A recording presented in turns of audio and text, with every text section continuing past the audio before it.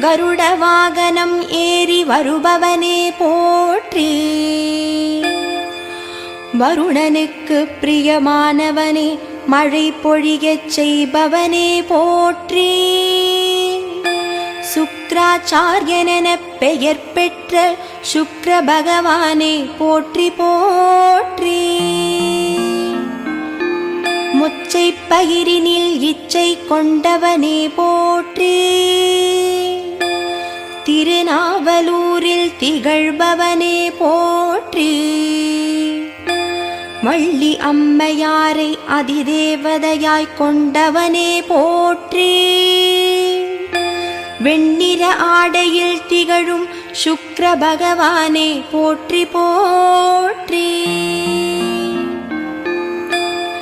வெள்ளிரதம் ஏறி வலம் வருவோனே போற்றி.